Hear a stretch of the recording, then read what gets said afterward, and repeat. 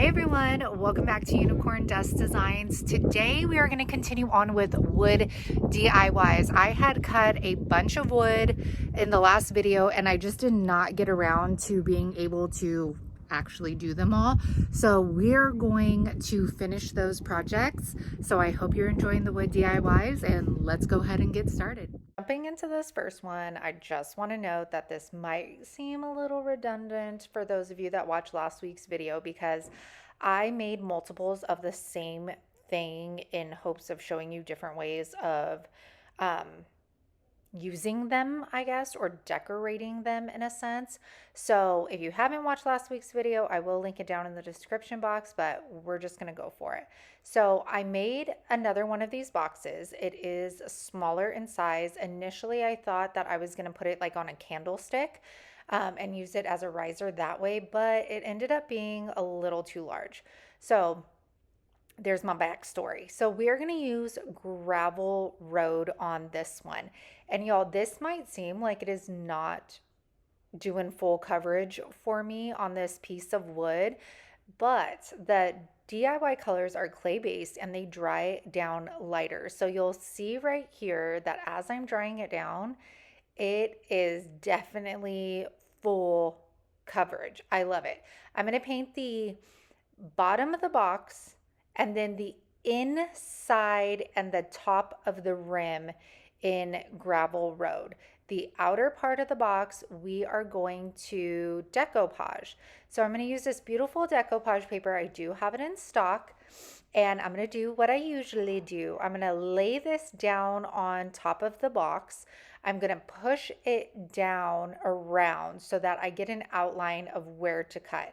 If I could not waste more paper, that is my goal. So you'll see as I turn it around, the line right there, I just cut a little above that line, and that way I'm not wasting any of my paper.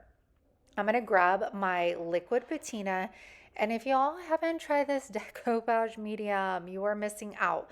It's just so much smoother than Mod Podge, and it's thinner. So you're going to have less bubbles, less wrinkles.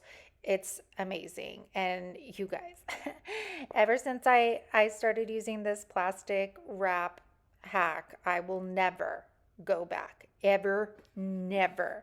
So as you saw, I laid the liquid patina down. Then I applied my decoupage paper, smoothed it out with our plastic wrap, and then I will continue that same process on to the next side. I also found that while I was drying down the paper, using that plastic wrap to smooth out any wrinkles while drying worked fabulously. I'm going to do this all the way around. And as I go on each side, I'm going to use my finger sander and I'm going to sand in downward motions. Make sure it is thoroughly dry or you are going to rip that beautiful decoupage paper, which we don't want to do. Now, taking that liquid patina, I'm going to seal all around our paper. And I am also going to use it to seal our paint. Now, I don't know why I don't reach for this more as a sealer because it's a matte sealer. So Big Top is going to give you a little bit of a sheen, and liquid patina is going to give you your matte color. So if you're not like a wax fan and you still want the matte look, liquid patina is going to be your go-to. Once that's completely dry, I'm going to get this piece of hardware. This is a pool, and I got it from Hobby Lobby. And I always wait until they're 50%. So this one was actually $5. And I found these little screws in my stash because for whatever reason, the holes on this thing were tiny. And I am just going to screw those in by hand. And I love how rustic this box turned out. And I didn't put any legs on it. I thought the hardware and the decoupage paper did it justice. So if you guys want to see how I built this box, again, that's in last week's video. I just show you how to do it on a bigger scale, but I love the way this turned out. For our next one, we're going to take one of those 2x8s that I cut up last week. And I cannot claim that this was my original idea. I actually saw somebody at the Lewisburg Market Street have these, and I thought I would try my hand. So I think I'm going through a blue phase because I feel like I've been painting everything blue. I am using Pedal Pusher, and I have not used this in quite some time, but it is absolutely beautiful, dried down, and it is a perfect color for spring. So I'm just taking my chippy brush and I am going, sorry you guys, the little dog is barking like crazy. And I'm going to do a messy coat. The front and the back is stained, so it looks perfect. And look at how that looks dried down. Yes, ma'am. So we're going to dry that down. I'm going to take my texture stamp. And y'all, this stamp actually comes with 4 little like 6x6 sheets on it.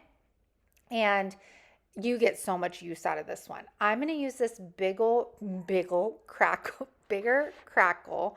And this gives you the illusion like we applied like a crackle medium underneath our paint without actually having to do that. So I put it on the front, and since this is a shelf sitter, I am also going to put it on the top and the sides. I don't think it's necessary to put it on the back, but to each their own. And once I'm done with the crackle, I'm going to go into the butterflies stamp. I've actually never used the dragonfly in here. So we are going to just place that right on top of the crackle. The crackle didn't have very thick lines, so I felt like okay layering on top of it because those crackle lines did not show through the dragonfly or the butterflies that I'm going to put on here as well. I thought this was just a fun spring DIY. I know some of you have old hardware you can use, so this is going to be perfect for home decor and resell. Now make sure though, these butterfly stamps, some of them have little names on the bottom, so make sure you wipe those off with a baby wipe. I'm just going to screw our little cup pull in place. I got this also from Hobby Lobby, 50% off. And then we're going to take florals. You could use whatever florals you want. I am using these from Dollar Tree, and I am going to just play around with the placement first. Then I thought about taking the hot glue and kind of filling the bottom, but that was a sticky mess. I did try it. So I ended up just getting the stick of the flower at the bottom, applying the hot glue to the back of it, and then sticking it in there so that the floral would actually like adhere to the wood and not move around. Once that was to my liking, I grabbed a little bit of Spanish moss and put some hot glue down in there and then stuffed that down. This kind of like covered up all of like the gaps and the holes in like the cup pull, and then covered up the base of the stems, which I liked.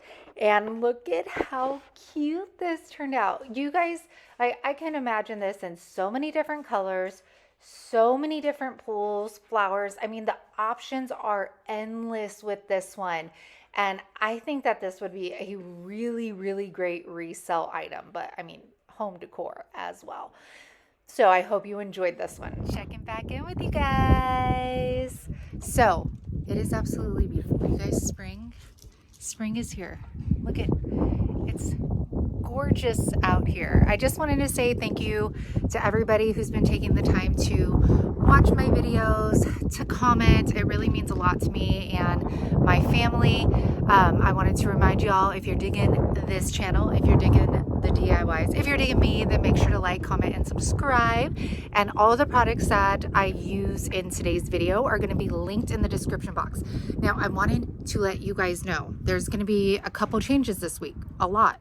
Actually, you're going to get a lot of me, okay? So we have this video today. I'm going to come back with a Thrifted Thursday.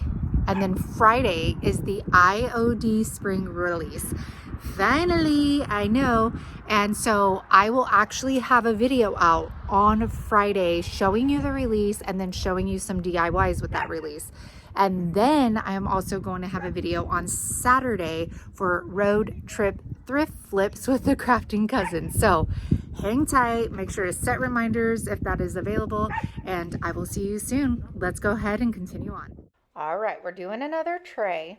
This is a 1 by 10 and it's 16 inches in length. There's no particular reason why it's that long. This is just a scrap piece of wood. And then the like handle looking parts are 1 by 2s.